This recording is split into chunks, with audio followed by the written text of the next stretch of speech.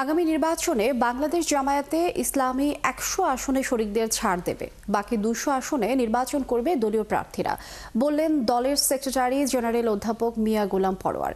সকালে খুলনায় আল ফারুক সোসাইটি কমপ্লেক্সে ইসলামী ছাত্র শিবির মহানগর শাখার সদস্য পুনর্মিলনীতে প্রধান অতিথির বক্তৃতায় একথা বলেন তিনি।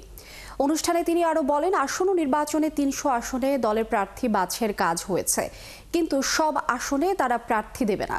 যেসব রাজনৈতিক দলের সাথে তাদের সমঝোতা ঐক্য হবে তাদের জন্য ১০০ আসন ছেড়ে দেওয়া হবে। এ নিয়ে বিভিন্ন রাজনৈতিক দলের সঙ্গে তাদের আলোচনা চলছে। এমন অনেক আসন আছে যেখানে জামায়াত আগে কখনো নির্বাচন করেনি। অনুষ্ঠানে ইসলামী ছাত্র শিবিরের সেক্রেটারি জেনারেল নুরুল ইসলাম সাদ্দাম সহ অন্যান্য নেতারা বক্তৃতা করেন। যাদের সামনে আমরা সমঝোতা করব, যাদের সঙ্গে একটা ঐক্য হবে ইনশাআল্লাহ, সে পরিবেশ এগিয়ে যাচ্ছে।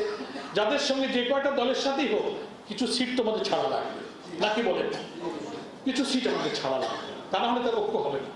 তা আপনি যেমন একটা আইডিয়া আমাকে দিয়েছেন, সম্ভাবনা দেখে যে এমনও হতে পারে সমঝোতা করতে করতে সে প্রায় ১০০ আসন আমাদের ছেড়ে দিতে হতে পারে। আমাদেরকে বলছেন মাইন্ড সেট রাখবেন, কমপক্ষে ২০০ আসনে আমরা ইনশাআল্লাহ ইলেকশন করব।